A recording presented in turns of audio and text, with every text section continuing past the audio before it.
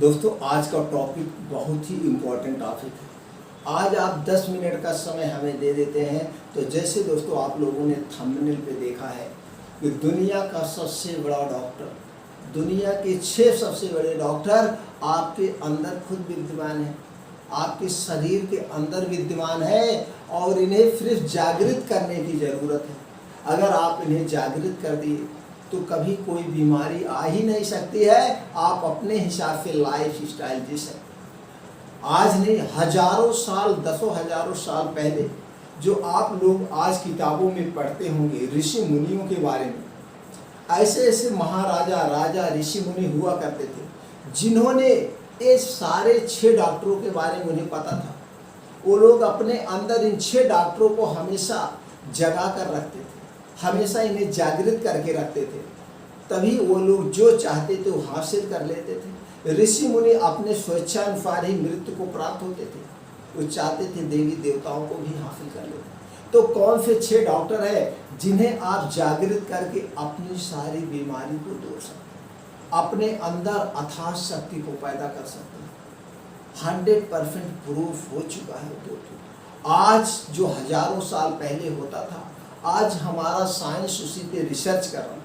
आज हमारा साइंस उसी पे रिसर्च कर रहा है। हमारे यहाँ तो कम, अमेरिका और जापान इस पर पूरा जोर दे रहा है और उस रिसर्च में सामने आ रहा है वो चीज़ें कि जो आदमी अपने आप सारी बीमारियाँ ठीक कर ले। हज सैकड़ों ऐसे लोग हैं, सैकड़ों ऐसे लोग अमेरिका और जापान में हैं, आज भी वो जिंदा है और पूरा प्रूफ के साथ अभी हम आपको बताएंगे जिन्होंने बिना दवा के कैंसर जैसी बीमारी को, बिना दवा के कैंसर जैसी बीमारी को अपने आत्मबल से, अपने अंदर के डॉक्टर को जागृत करके ठीक कर लिया।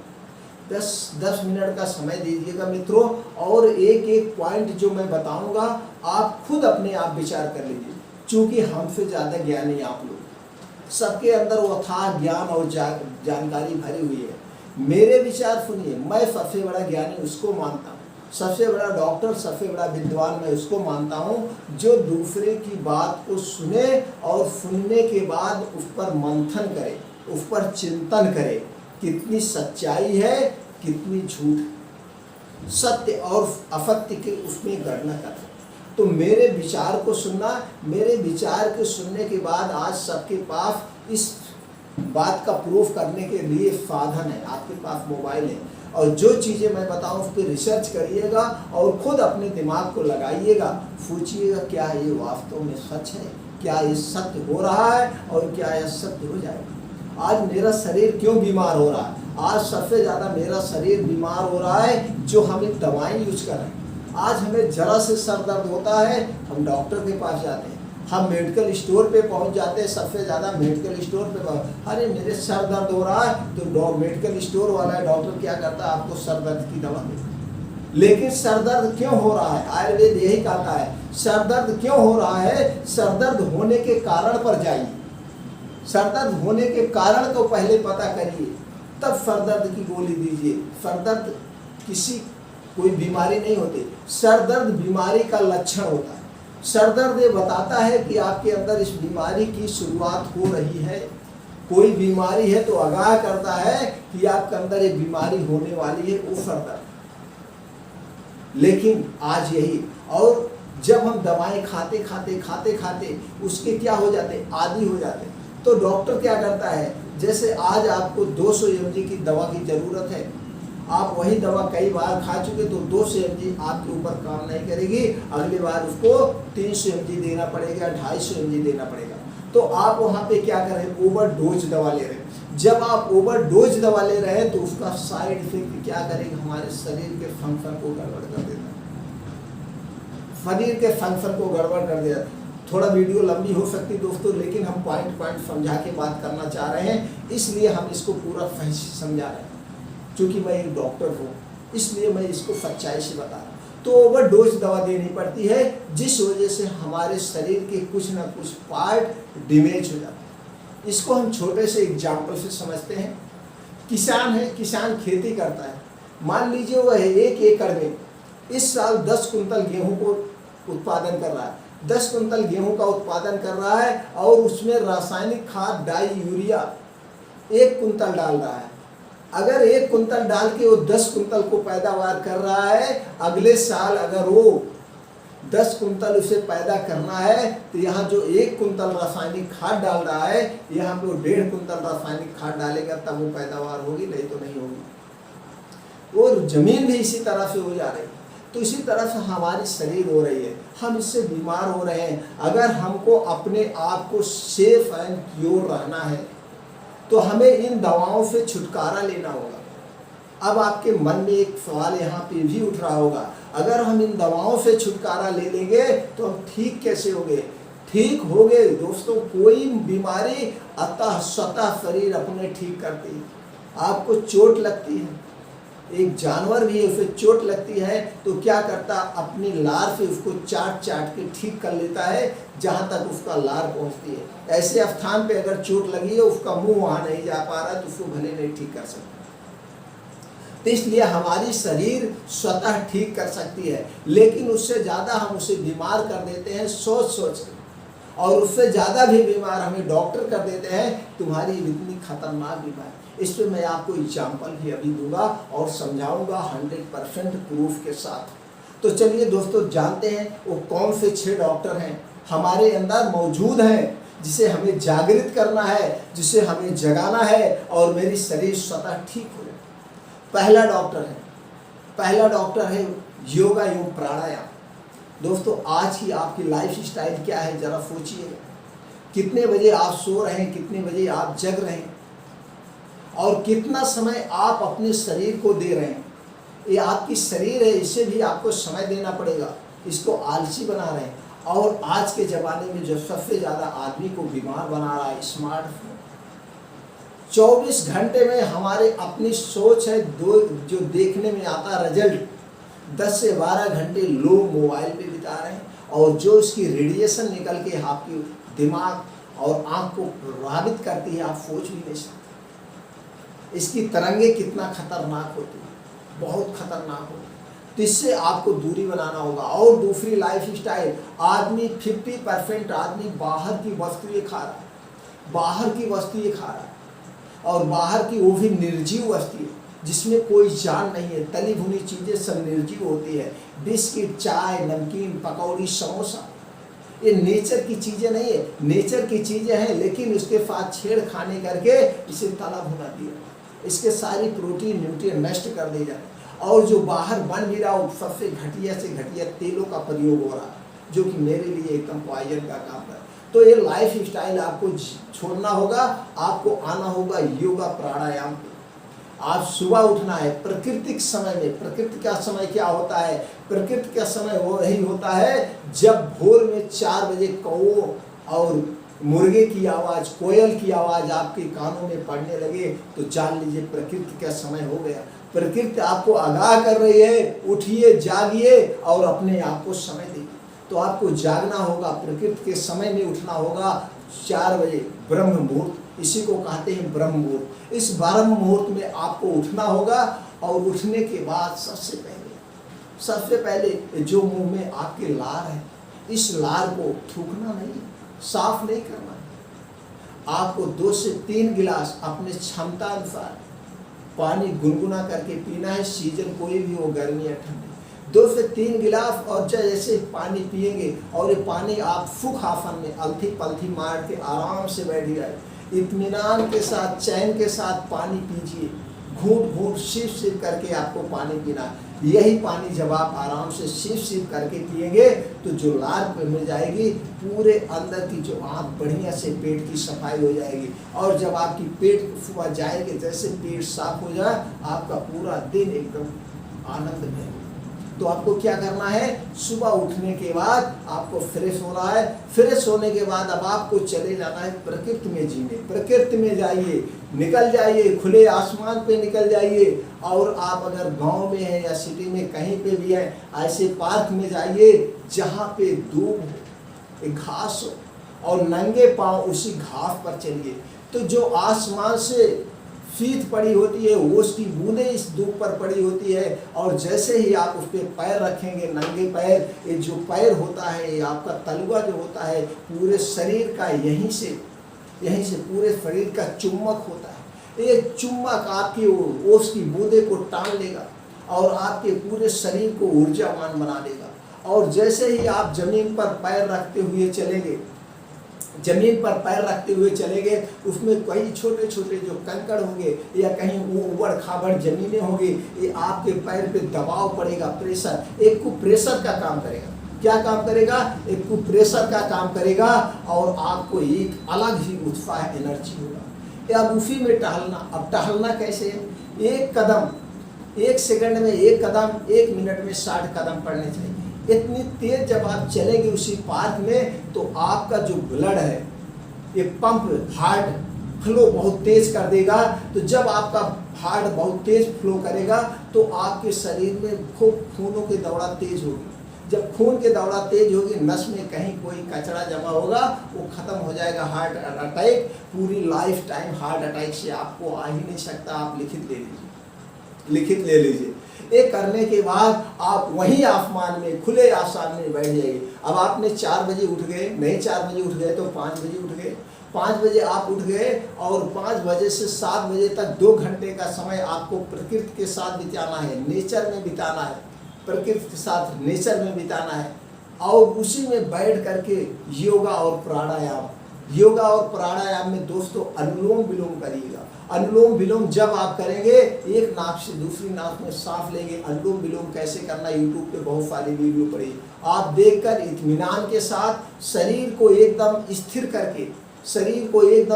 करके आप आराम से उस प्रकृति में बैठकर चिंता मुक्त बैठ करके आप अनुलोम विलोम करिए। ये जो सांसें आपके अनुलोम विलोम करेंगे, नस नस में जाएंगी, शरीर के पूरे हर एक भाग में ऑक्सीजन पहुंच जाएगा, मस्तिष्क में ऑक्सीजन पहुंच जाएगा, और कहीं पे कोई व्याधि है, कहीं पे गांठें हैं शरीर के अंदर, कोई व्याधि है, वो सारी व्याधियां मिट जाएगी, सारी चीजें मिट जाएगी।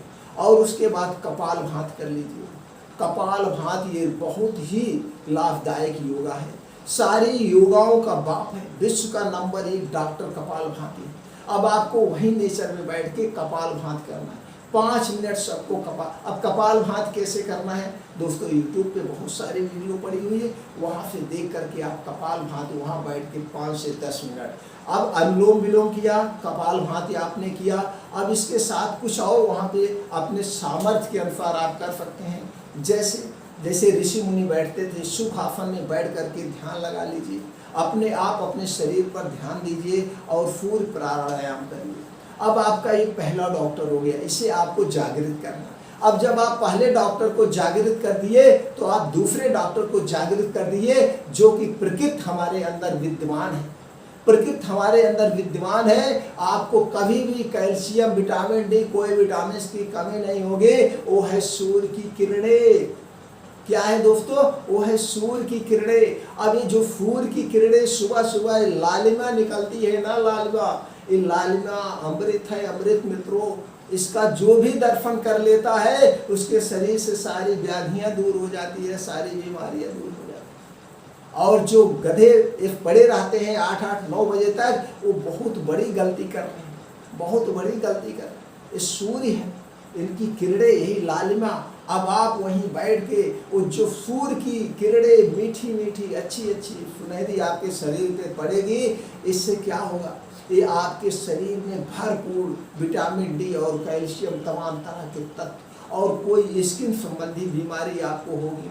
10 से 15 मिनट डेली आपको सूर्य की रोशनी में बिताना है। आप लिखित ले लीजिए, पूरी लाइफ स्टाइल आपको कभी गठिया, बाई बतास की कोई बीमारी नहीं होगी, कोई बीमारी नहीं होगी, ये और कोई स्किन रिलेटिव बीमारी नहीं होगी, कोई भी स्किन रिलेटिव बीमारी नहीं होगी। क्या करना है दोस्तों, आपको सूर्य की रोशनी लेना है, सूर्य की रोशनी जरूर लेना है। अब आपको वहीं पे नेचर में बिताना है, प्रकृति में। अब एक तीसरा डॉक्टर आपका प्रकृति, नेचर, यही नेचर। तो वहीं पे आपको 2 घंटे बिताना है, तो वहीं में प्राणायाम करना है, वहीं पे दोस्तों आपको सूर्य की रोशनी लेना है, सूर्य की रोशनी में एक्सरसाइज करना है। अब वहीं उसी प्रकृति में आपको बिताना है सूर्य की। ये 3 डॉक्टर सबसे बड़े 3 डॉक्टर आपके, ये तीनों डॉक्टर को आपको जागृत करना है। और चौथा डॉक्टर जो है दोस्तों, अब आपको गहरी सांस, गहरी सांस, गहरी सांस प्लस नींद बढ़िया लेना है। अब गहरी सांस, अब वहीं बैठ करके, अब वहीं बैठ के आराम से गहरी सांस लीजिए, आराम से सुकून के साथ गहरी कुछ सांसें छोड़िए। आप कभी देखिए, आप कभी भी कोई काम करके आए हैं, बहुत डिप्रेशन में है, चिंता में है, डिप्रेशन अगर चिंता में बहुत है, आप बैठ जाइए, 2 लंबी लंबी गहरी सांस लीजिए, देख लीजिएगा 2 मिनट में आपकी आधी थकावट दूर हो जाएगी। अभी आपका शरीर, अब इस आपको शरीर को आपने पूरा दिन भागम भाग दौड़ में लगाया, कभी वो काम करना है, कभी उस काम को करना है, ये वो इधर उधर, ऑफिस है, घर है, स्कूल में जाना है, बच्चों के स्कूल में जाना है, ये सारे काम। अब आप अपने शरीर को थका चुके हैं, तो आप अपने शरीर को बैठ जाइए, आराम, रिलैक्स, शरीर को आराम भी देने की जरूरत है। अब इसको आराम से आप बैठ जाइए और एक अच्छी सी झपकी लीजिए, बैठे बैठे झपकी लीजिए और ऊपर आसमान में सोचिए कि मेरे पास कुछ नहीं है, मैं वर्तमान में हूँ, मैं एक छोटा सा बच्चा हूँ। आप उसी में गहरी सांस लेके आँख मूंद के दिन भर में 1-2 बार इसको करिए, सुकून की नींद में देखिए कितना आराम आपको मिलता है। और अगला जो डॉक्टर है दोस्तों, वो क्या है? अवचेतन मन। ये सबसे बड़ा जो डॉक्टर आपको है, अवचेतन मन, जो ऋषि मुनि इसी पे काम करते हैं। इंग्लिश में इसे कहते हैं सबकॉन्शियस माइंड, इसे इंग्लिश में कहते हैं सबकॉन्शियस माइंड। अब इसको आपको जागृत करना है। अब जो हमने बता रहा था, यही बता रहा था, आज पूरा भविष्य इसी पे करना। आपको अपने जिंदगी में खुशी रहना है तो आपको सबकॉन्शियस माइंड को जागृत करना है। अब दोस्तों अमेरिका में क्या हुआ, एक हील मूवी बनी हुई है, आप देख लीजिएगा। हील मूवी में देख लीजिएगा किस तरह से एक औरत अपने आप को कैंसर जैसी भयानक बीमारी से ठीक होती है। और अमेरिका के एक न्यूरोसर्जन है, उनकी गले की हड्डी टूट गई थी और डॉक्टरों की टीम ने घोषित किया कि तुम्हें 6 महीने के अंदर मृत्यु को प्राप्त होगा, कैंसर है, ठीक नहीं होगा। और उन्होंने फिर अपने हीलिंग पावर पे काम किया, अपने अंदर और चेतन माइंड को काम किया। हीलिंग पावर यानी कि आपको हंसना, पूरे दिन में कम से कम आप 3-4 बार खुल के हंसिए, आसमान में एकदम अंदर से हंसिए। तो जब आप खुल के अंदर से हंसते हैं तो आपके अंदर क्या होता है, एक गुड हार्मोन का संचार होता है, अच्छे हार्मोन का संचार होता है, जो आपके अंदर सारी बीमारियों को नाश कर देता है। आपको खुल के हंसना है। तो दोस्तों आपको सबकॉन्शियस माइंड पे काम करना है। सबकॉन्शियस माइंड कुछ नहीं जानता है। अगर आप उसे बताते हो ये आम का पेड़ है और आपने बता दिया इमली का पेड़ है, तो क्या करेगा, वही रटता रहेगा, इमली का पेड़ है, इमली का पेड़ है, इमली का पेड़। जब उसे फिर अगली बार ये कहोगे नहीं ये तो आम का पेड़ है, फिर वो कहने लगेगा ये आम का पेड़ है। तो आप अपने माइंड को फिर पॉजिटिव देना है, सकारात्मक सोच देना है। नकारात्मक कभी अपने जिंदगी में शब्द मत लाना, सकारात्मक, हमेशा सकारात्मक सोचिए। तो इस तरह से आप अपने सबकॉन्शियस माइंड को पॉजिटिव थिंकिंग दीजिए, पॉजिटिव रखिए। आप अगर 60 साल के हैं तो उससे आप ये कहिए मैं अभी 30 साल का हूँ। पहली बात 30 साल का, पहली बात तो उम्र का अपने आप दिमाग में मत लाइए। ये सोचिए मैं अभी यंग हष्ट पुष्ट हूँ और मैं वो काम कर सकता हूँ। और आपको सुखी और निरोग रहना है तो आप हमेशा अपने से 20 साल नीचे वालों के साथ उठिए बैठिए। जैसे आपकी उम्र अगर 60 साल है तो आप 40 साल 30 साल वालों के साथ उठिए बैठिए। तो जब आप 30 साल और 40 साल वालों की सोसाइटी में रहेंगे, उठेंगे बैठेंगे, तो जो उनकी एक्टिविटी दिनचर्या है आपका सबकॉन्शियस माइंड वही देखेगा और उसी हिसाब से आपके अंदर भी फुर्तीला रहेगा, वो कर सकते हैं। अक्सर आप देखते होंगे सबसे ज़्यादा बूढ़ा कौन जल्दी होता है, जो नौकरी करता है और जो बिजनेस करता है। आप जितने भी मित्र ये वीडियो देख रहे हैं, दोस्त देख रहे हैं, जरा आप अपने लाइफ में बाइक में जाइएगा, ये सोचिएगा कि आपके जो यार दोस्त थे या जानने वाले थे, कितने लोग उनमें से नौकरी किए और कितने लोग उसमें से अपना बिजनेस किए। तो आप एक सर्वेक्षण करिएगा अपने दिमाग को समझने के लिए। तो सर्वेक्षण ये करिएगा, जो बिजनेस कर रहा होगा वो अभी बूढ़ा नहीं हुआ होगा, और जो नौकरी कर रहा होगा वो बूढ़ा टाइप हो गया होगा। क्यों हो गया होगा?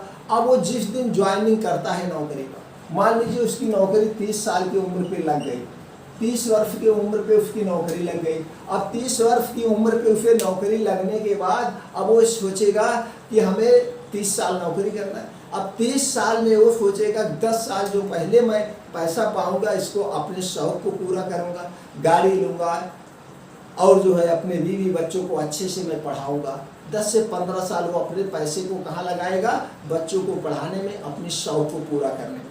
अब जब तक उसके बच्चे 20 साल के होंगे तब वो पैसा सोचेगा अब मैं पैसे को बटाऊंगा, मेरे पास बचा है 15 साल निकल गया, अब मेरे पास 15 साल की नौकरी और बची। इस 15 साल में 5 साल की कमाई या 10 साल की कमाई मैं क्या करूँगा? इस 10 साल की कमाई में मैं बच्चों की शादी करूँगा, धूमधाम से करूँगा। और जब मैं रिटायर हो जाऊँगा, वो हर साल अपने अपने उम्र घटा रहा, हर बार वो सोच रहा।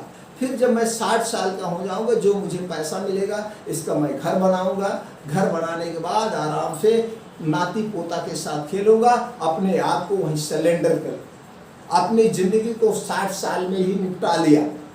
अब वो क्या करेगा?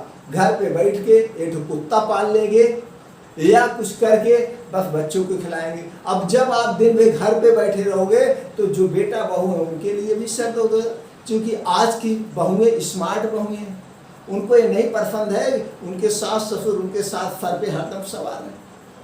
तो आप वहाँ पे क्या हुए? घर में भी मान सम्मान कम हो गया और अपने आप को आपने सिलेंडर कर दिया और अपने आप को बीमारियों से ग्रसित करने लगे। मैं इतने साल का हो गया, मैं 60 में 90 2010 में 60 साल का हो गया था, रिटायर हो गया। अब 2012 चल रहा है, 62 साल का हो गया, हमेशा वो आ रहा है।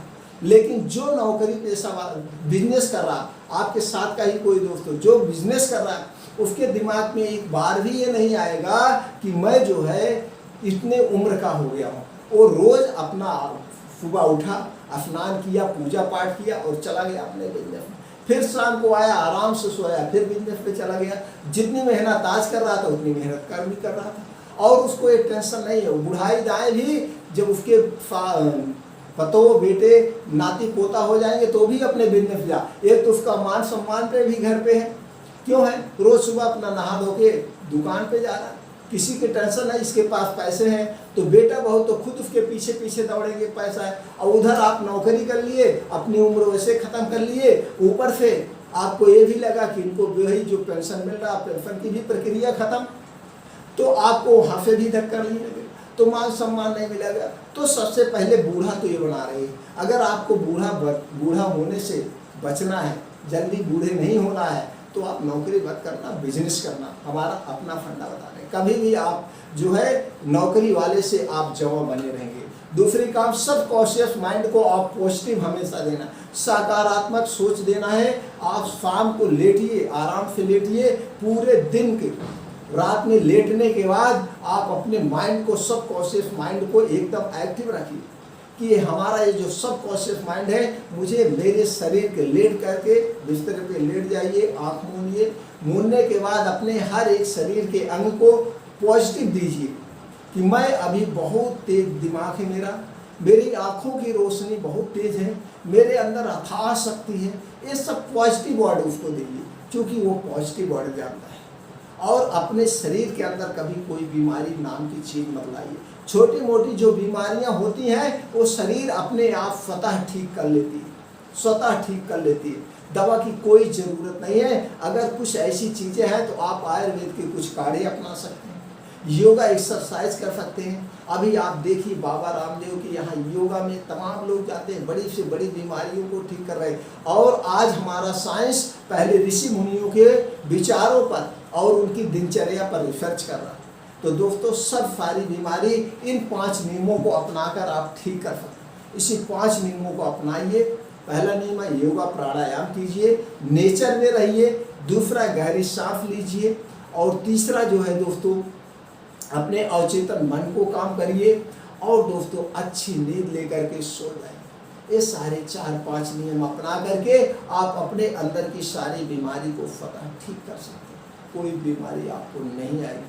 फिर मिलते हैं नए वीडियो में नई